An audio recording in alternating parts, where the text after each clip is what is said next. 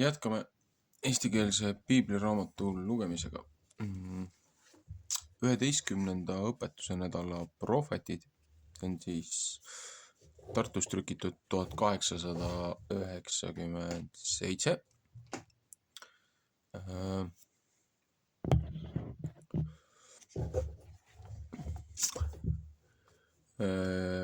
Siis 11. nädala prohvetid järjega Ezekieli raamat 37.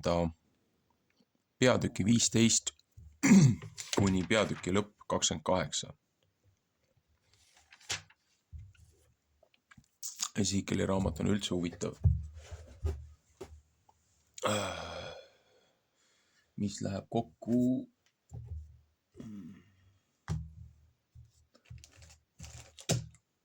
ühe teise teemaga, mida ma see nädal vaatasin. Aga olgu. Kõigepealt kontekstis siis Ezekiel 37, 15 kuni 28.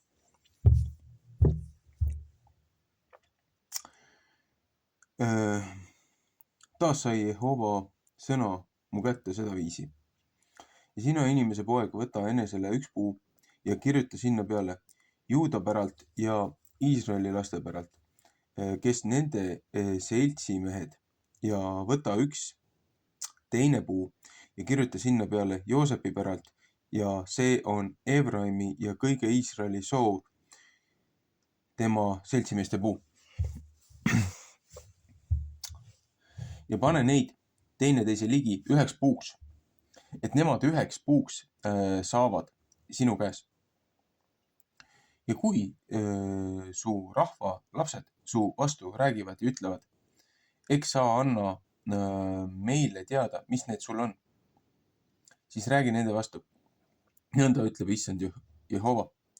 Vaata, mina võtan Joosepi puu, mis Efraimi käes, ja tema seltsimeeste Iisraeli suguharude puu, ja tahan neid panna teise juurde, Juuda rahva puuga ühte, ja neid teha üheks puuks, ja nemad peavad üks olema mu käes. Ja puud, mis peale sa kirjutad, peavad su käes olema nende silma ees, ja räägi nende vastu. Nõnda ütleb issand Jehova. Vaata, mina tahan võtta Iisraeli lapsed paganate seast, kuhu nemad on läinud, ja tahan neid koguda sealt ümberkaudu ja neid viia nende maale. Ja tahan neid teha üheks rahvaks seal maal Iisraeli mägede peal. Ja üks kuningas peab neil kõigil olema kuningaks, ja nemad ei pea mitte enam olema kaks rahvast, ega mitte enam jaetama kaheks kuningriigiks. Ja nemad ei pea mitte enam endid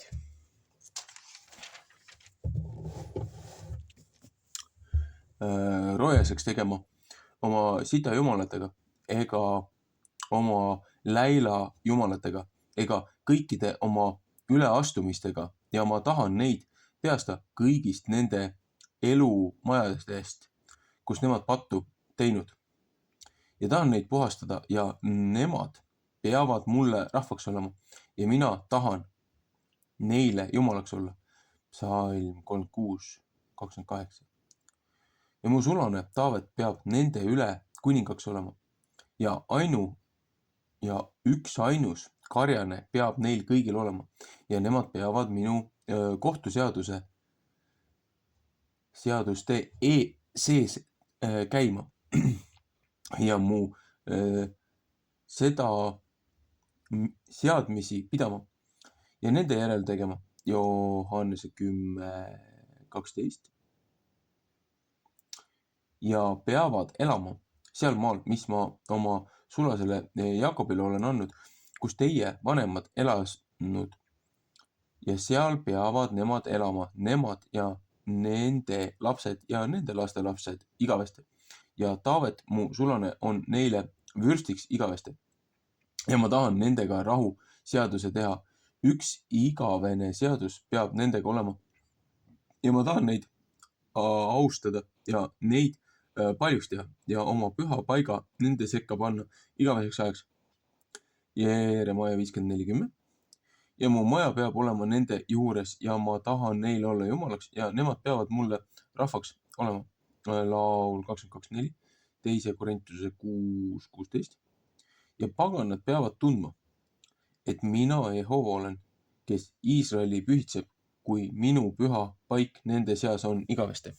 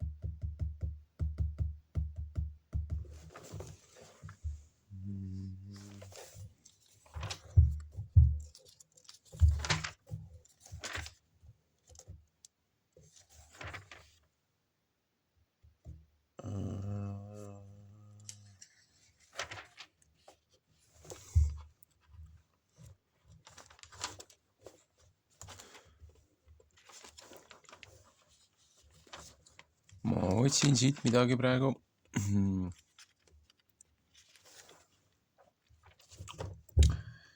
Siin ütleb Johannese 10:12.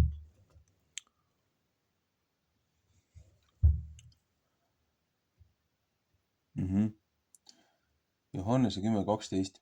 Aga palgaline, kes ei ole karjane, kelle oma lambad ei ole, näeb hunti tulevat ja jätab lambad maha ja põgeneb. Ja hunt võtab neid kinni ja pillab lambad laiali.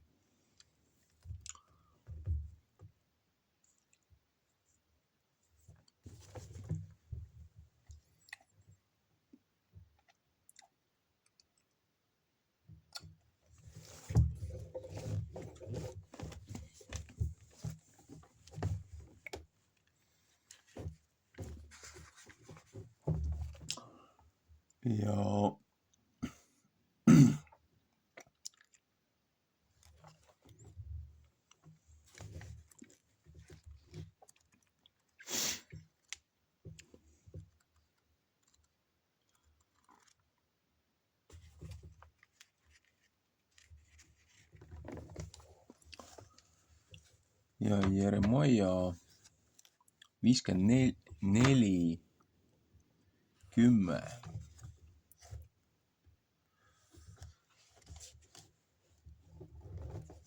Sest küll mäed liiguvad ära ja mäekünkad kõiguvad, aga minu heldus ei pea mitte sinust liikuma ega mu rahva seadus kõikuma, ütleb Jehova, su halastaja. Ühesõnaga,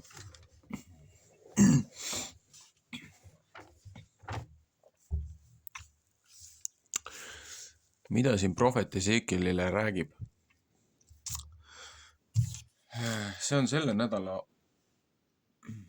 läbiv teema minu jaoks. Efraimi ärkamise aeg. Ma tegin kunagi videode nimekirja. Ja siis ma püüdsin seda seletada, ühesõnaga, oli üks periood, kus meil oli rahvusvaheliselt oli palveinitsiatiiv. Kui üks rahvas üle maailma erinevates paikades, aga kindlal kellaajal, mis me olime kokku leppinud, et nagu lakkamata palve käis üle maailma kogu aeg. Ja kui ühes piirkonnas see lõppes, teises piirkonnas algas ja erinevad ajavööndid. Aga iga päev, iga tund siis põhimõtteliselt sellel kindlal kellaajal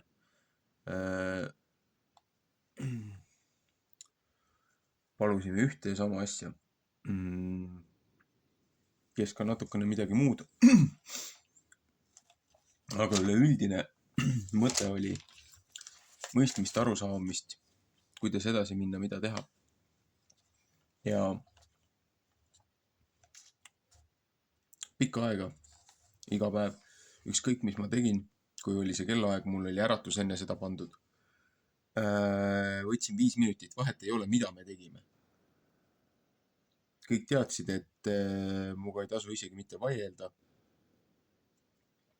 Et ma läksin eraldi. Olin see 5 minutit oma mõtetes, oma palvetes ja tulin tagasi ja tegutsesin. Aga ühel suvel palav, ilus ilm oli ja tuli see aeg. Ja siis, kui ma palusin, siis tuli, korraks tulid pilvetuid ümber. Tuuleiil tuli siuke täiesti ebaloomulik selle päeva siis olusi arvestades. Nagu kontsentreeritud mingi puhang jooksis sealt üle. Välkisime üristas ümberringi selle palvuse ajal ja peale seda oli kõik jälle rahulik. Ja mulle tuli nagu piksest, tuli hunnik sündmusi, pilte, asju jooksis silme eest läbi. Ja ma ei osanud oma mõtteid kontsentreerida ja neid seletada. Ja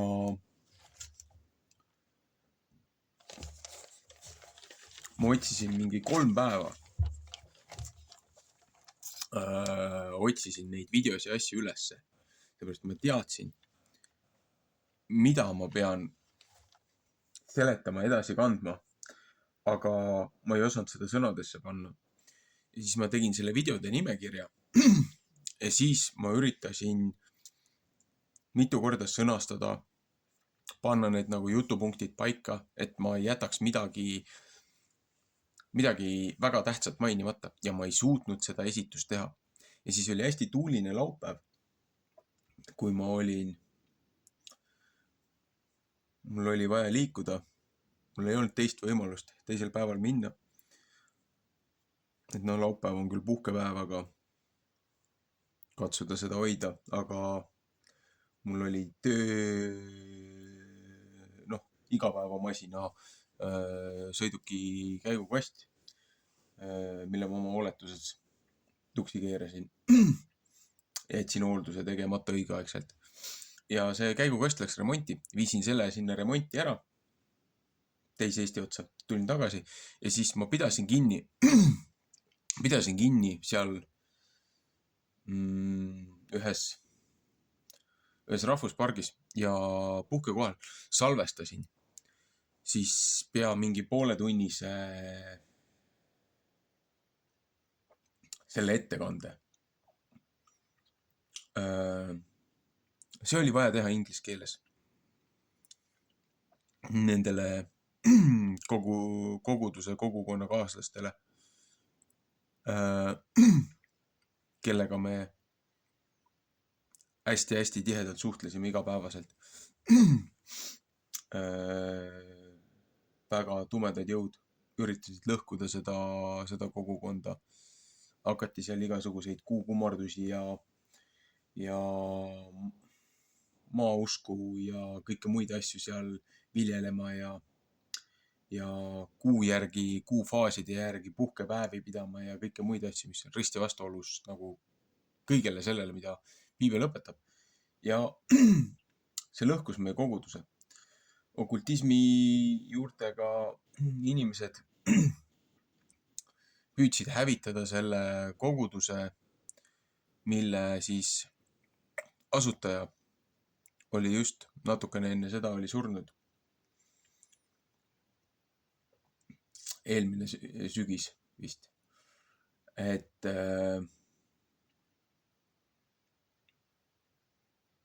jah, juba põhimõtteliselt sellel sammusel aastal sügisel läks juba lõhkumiseks seal. kui mees ei olnud nädal aegagi hauas olnud, kui hakati igasuguste lollustega tegelema ja tema elutööd hävitama. ja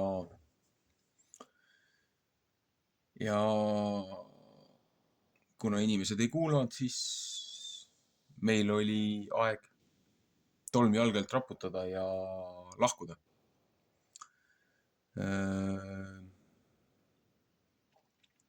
Sealt seltskonnast. Seepärast, et looja vaim oli pannud selle kohtumõistmise alla.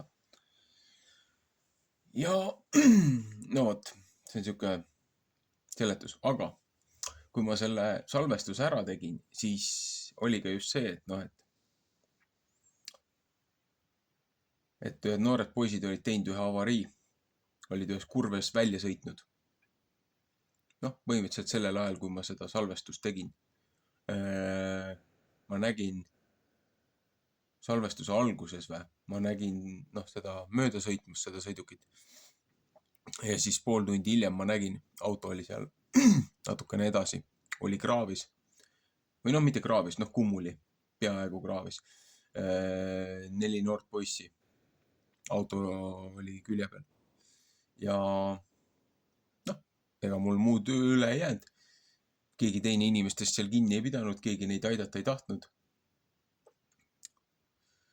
Panin köied külge, tõmbasin oma bussiga need 4 ratsanikku, tõmbasin auto püsti, uuesti ratastele tagasi, kutsusin sõbra välja, sõber vaatas masina üle ja saatsime nad edasi. Õnneks poistega oli nad olid terved, aga masin sai kannatada. Et siit on ka see samune asi, et laupäev on küll puhkepäev, aga kui sul ikkagi härg on kraavis või kaevu kukkunud, et kas sa jätad ta sinna laupäevaks? Ikka aitad ta püsti. Aitad ta sealt hädast välja. Aga neid sümboolseid kokkulangemisi tollel päeval oli nii palju, kui ma seda esitust tegin, et raske on seda lihtsalt juhuseks ja kokkusattumuseks nimetada. Aga miks ma sellest üldse räägin? Ja mis see siin selle prohveti osas Efraimi ja Juuda pulgaga kokku läheb?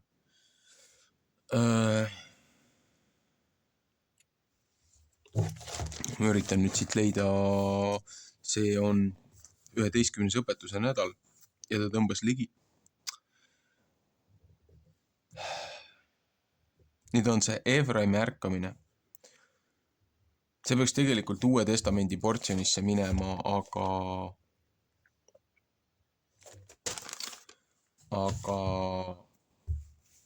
ma loen selle siia prohvetitesse sisse, seepärast, et see on nii tähtis. See on nii tähtis osa. See tänane õpetuse nädal ja need muud asjad, kui ma seda hommikul kuulasin, seda ingliskeelset ESV audioversiooni, kogu nädala õpetust, ennem kui ma hakkasin ise seda läbi töötama, et nagu tulvana, nagu laviinina kõik need asjad tulid meelde. Aga otsime siis üles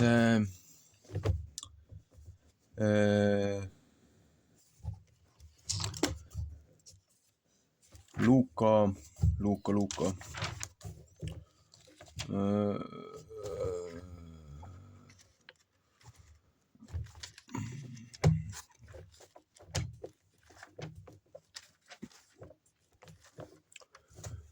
Luuka evangeelium. Kogu 15. peatükk on tegelikult päris hea, aga mis puudutab seda konkreetset 2 pulga ühendamist, kokkukutsumist. Pange tähele, mis reaktsioon. Kõik võtavad seda, et esmatähtis on nagu Efraim, see noorem poeg. Pange tähele vanema poja reaktsiooni ja pange tähele, kuidas isa reageerib sellele.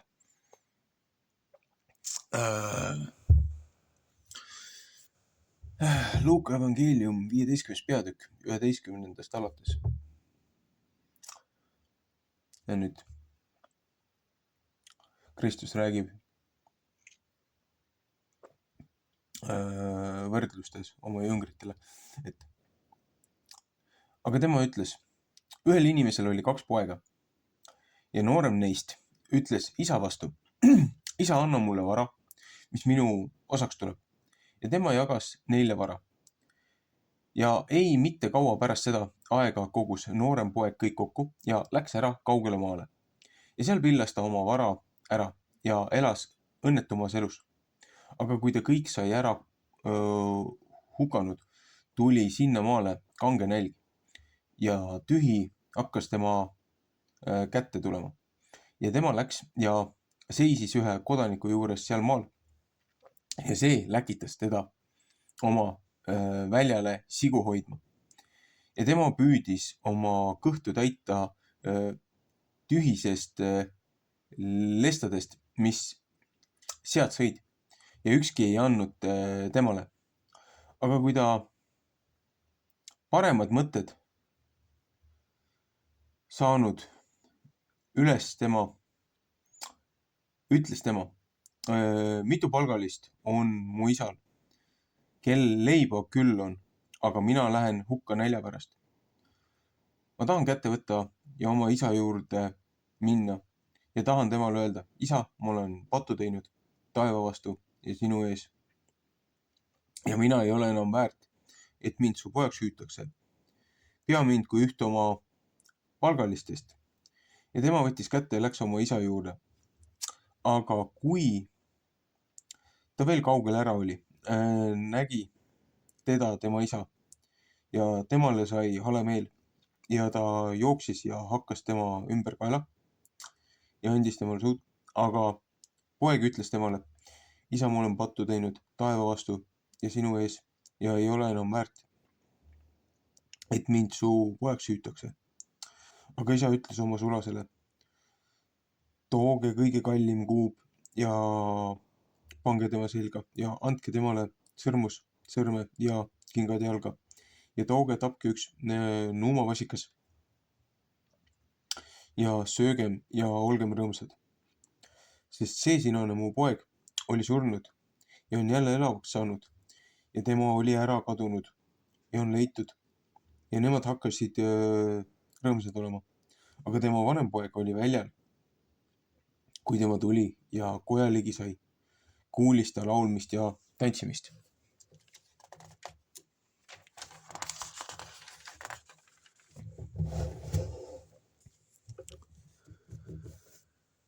Ja tema kurtis ja tema kutsus ühe sulast enese juurde ja kuulas, mis see peaks olema.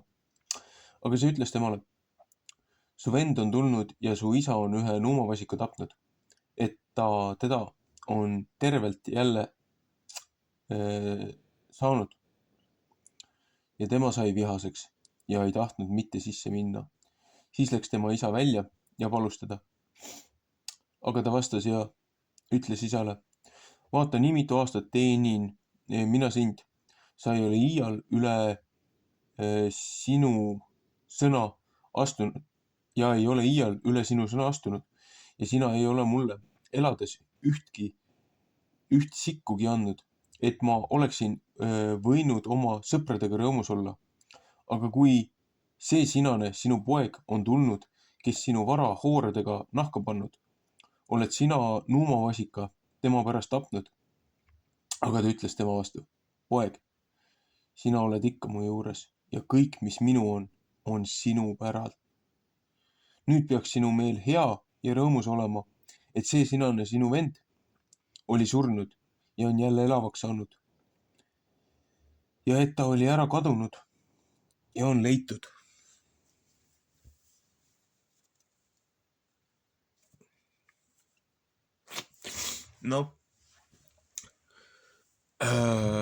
Efraimi ärkamine. milleks selline pealkiri, milleks selline võte.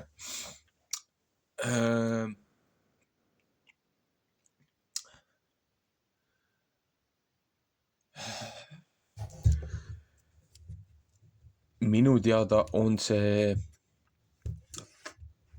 selle mehe siis nii-öelda münditud fraas.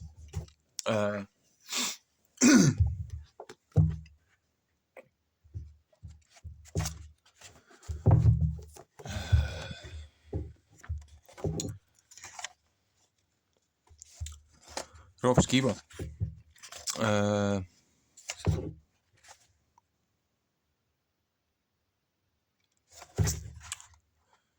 Mees, kes on väga palju reisinud, väga palju harinud, olnud, üle maailma käinud, teinud igasugust meediatööd erinevate kirikuorganisatsioonide jaoks. Terve elu põhimõtteliselt. Ta isa oli pastor ja kõiki asju õppinud ja maast madalast ja ütles, et ta on 40 aastat kuulnud, mida kirikus õpetatakse. Ja siis, kui ta lõpuks ise hakkas otsast lõpuni neid asju läbi töötama, ise piiblit lugema, ütleb, et kõik need õpetused ja doktreenid, mis on peale surutud kirikutest, igalt poolt muudest, need on risti vastuolus sellega, mida see raamat ise räägib. Et ütles, et ta on kuulanud pastorit, ta on kuulanud õpetajaid ja põhimõtteliselt omale pähe õppinud need jutupunktid, et võib une pealt korrata seda, mida on tema suured õpetajad rääkinud. Ja ütles, et kui ta hakkas neid asju lõpuks ise läbi töötama, selle asemel, et kuulata, mida keegi räägib, ise seda informatsiooni läbi käia, ütles, et aga see, mis piiblis kirjas on, ei lähe kuidagi kokku sellega, mida meile on õpetatud. Ja kui valesti ja kui jõhkralt on tõlgitud ja väänatud oma ego kehtestamiseks ja peale surumiseks. Olgu see tarbi, olgu see igasugused need lahkmed, skisumid, igasugused need rapture'i, ärakuristamise, igasugused need õpetused, tribulatsiooni eelsed pääsemised. Ja kui ta vaatas neid erinevaid asju ja kui ta jõudis selle sammuse juurde, et tema kui filmide tegija ja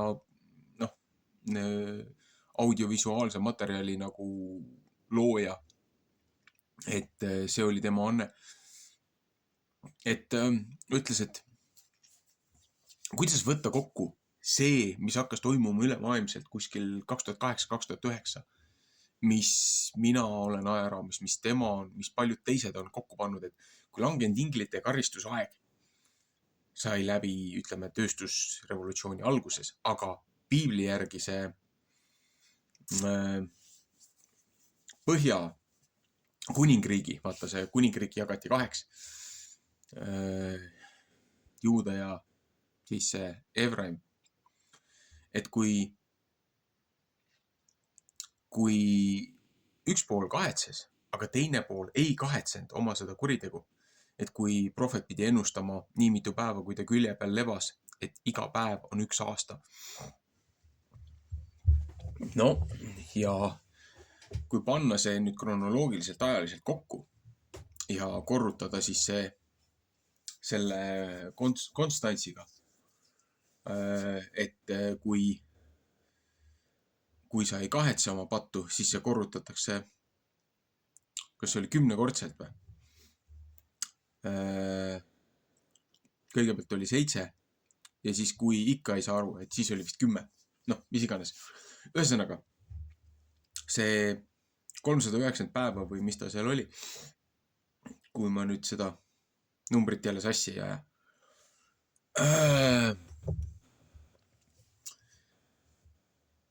Põhja-Kuningriigi karistusaeg lõppes ummamuudu kuskil 2008-2009, kui üle maailma inimesed nagu mingi loor tuli silme eest ära ja nad hakkasid nägema tõde. Nad hakkasid aru saama, et meile on valetatud mitte ainult kiriku või mitte ainult maailma poolt, mitte ainult valitsuste poolt, vaid ka kiriku poolt, vaid ka selle poolt, mida on meile õpetatud. Et me olime nagu mingisuguse loitsu all ja me ei saanud aru. Me võisime lugeda seda teksti kordades ja kordades ja kordades ja ei saanud aru. Aga midagi juhtus üle maailma. Ja see ongi see Efraimi ärkamine. Aga mina võiksin selle isegi viia natukene tagasi Poola ühinemise ja ülestõusu poole, kus isegi tollel hetkel see korrumpeerunud, mitte niivõrd korrumpeerunud, aga veel viimastel, suht jutumärkides ausad kirikuisad, paavstid isegi koondusid Poola rahva ülestõusul, kui toimus see Poola ühinemine. Nõukogude Liidu lagunemise eelne sündmustik ja rahva ärkamine. Et kõik need sündmused, mis hakkasid riburada pidi toimuma, Eesti rahva laulupidu, Eesti delegatsioon Kremlis,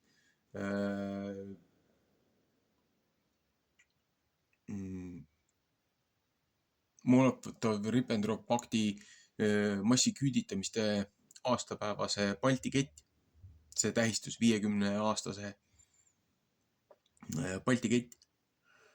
Kõik need asjad, kõik need sündmused toimusid looja kalendri järgi, looja pühade aeg nende ümber selles aja raames, pluss-miinus nädal-kaks, kui mu aja arvamine kalendrist on õige.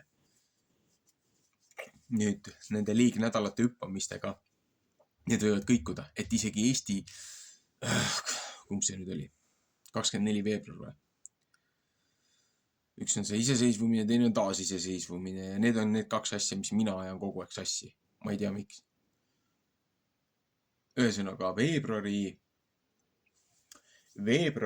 see iseseisvumise aeg siis, see on Purimi aeg, see on Esteri raamat. Maailmas on tähistatud ainult ühel korral seda, minu arust see on vist UNESCO raamatus on ka sees, et ainult üks kord kogu maailma ajaloos ilma vägivallata, ilma sõjata rahvas sai türanniast vabaks, nad laulsid ennast vabaks. Mitte kuskil mujal ajaloos ei ole seda rohkem toimunud, kus rahvas ilma ühegi veretilgata sai türannia alt välja. See oli siis, kui heebrealased said tagasi minna oma linna vangistusest. Ja teine kord oli, kui Eesti rahvas, Balti rahvas, Eesti, Läti, Leedu said Nõukogude Liidust vabaks. Läbi Balti keti ja siis selle 91. aasta põhimõtteliselt selle Eesti iseseisvuse, taasiseseisvuse deklareerimisega siis seal suures majas minutid enne südaööd. Rohkem ajaloos ei ole sellist pretsedenti üles tähendatud, mis oleks meile teada. Võib-olla on, aga ei ole leidnud.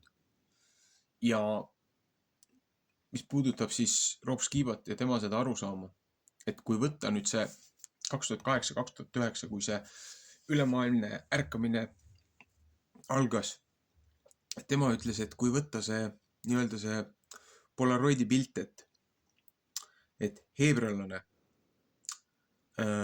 nii-öelda iisraellane, mitte lihtsalt ainult juut, aga iisraellane, heebrealane looja välja valitud nii-öelda kaapekakukene rahvakesest. Seepärast, et sealiha. Piibel juba ise ütleb, kristlus on sellest välja tulnud. Ja ma olen mitu korda nendel teemadel ka rääkinud, need on videodes, asjades olemas, raamatutes on olemas Peetri nägemus mittepuhastest ja puhastest loomadest, lugege edasi. See ei käi söögi kohta, see käib inimeste kohta. See on see sammune asi. Et ta ei teinud mitte puhtaid loomi puhtaks, aga vaid ta ütles seda, et heebrealane võib ka roomlaste ja kõigi teistega rääkida, seepärast nüüd, kui see välja valitud rahvas hülgas looja, siis kogu see õnnistus ja kogu see mantel, kogu see asi laienes ka ülejäänud maailmale. Et kõigepealt heebrealastele ja siis teistele, kes tahavad hea sõna, kes tahavad gospelit, kes tahavad seda lunastust, kes tahavad osa sellest. See jagunes kõigile.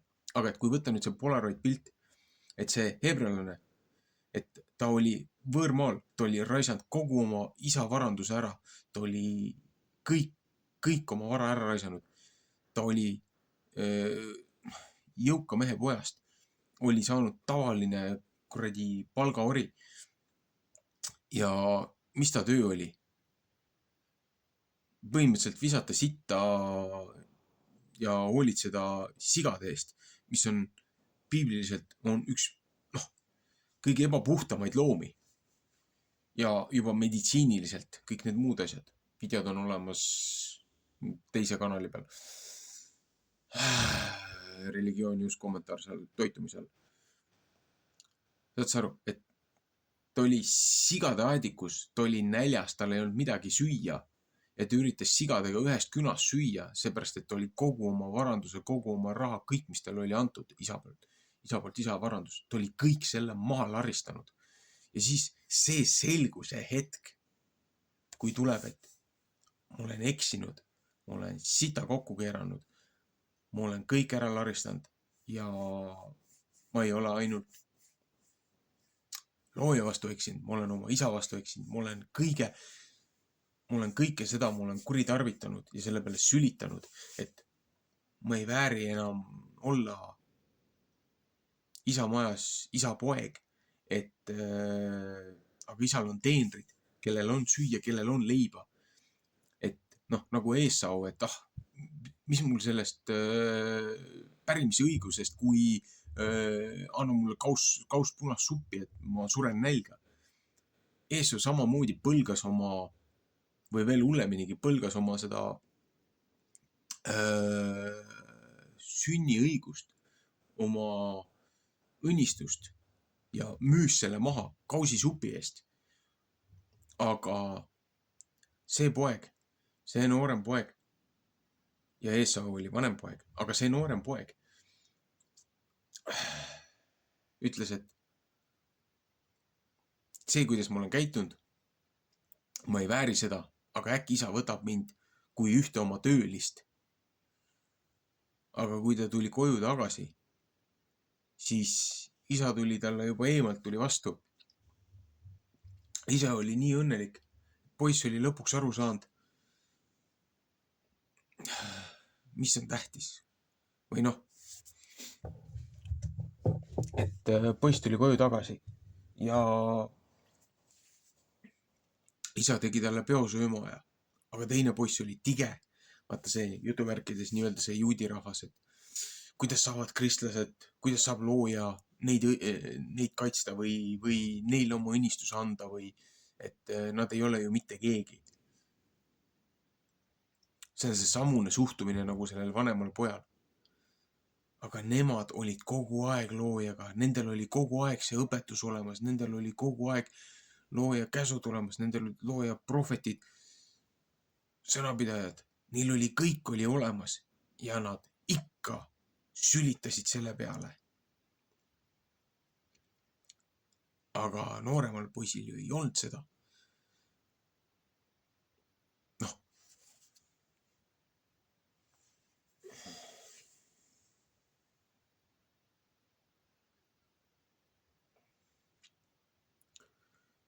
isa ütles ka oma vanemale pojale, et sa oled terve elu minuga koos olnud, kõik, mis mul on sinu oma. Kas sa oleks tahtnud, sa oleks võinud iga kell võtta selle kuradi kitsetalle ja oma sõpradega pidu panna ja mul ei oleks selle vastu ju mitte midagi olnud.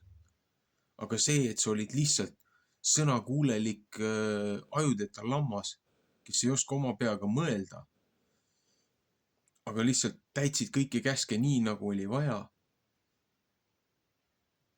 See ongi sinu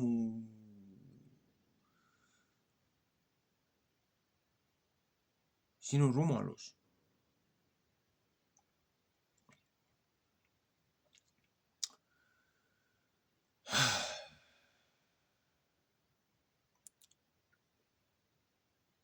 Nagu meil igasugused muud lollusid, mis siin Eestis tehakse. Ütleks selle peale ka, et natsid täitsid ka käsku. Aga Nürnberg 2 on tulemas.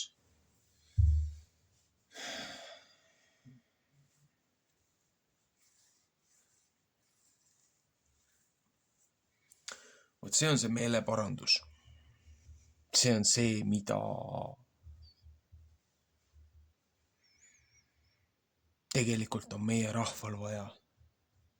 Meie valitud nii-öelda juhtidel, meie eestvedajatel. Olgu need, kes siis on valitsuses või need, kes on hakanud oma käel midagi pusima ja tegema. Kui loojaga ühes sammus ei käida, kui looja õpetuses ja võtmes me neid asju ei tee, sellel ei ole tulevikku. Ja lõpptulemus on palju hullem kui see, mida me oleme püüdnud siis saavutada omas agaruses tahtes.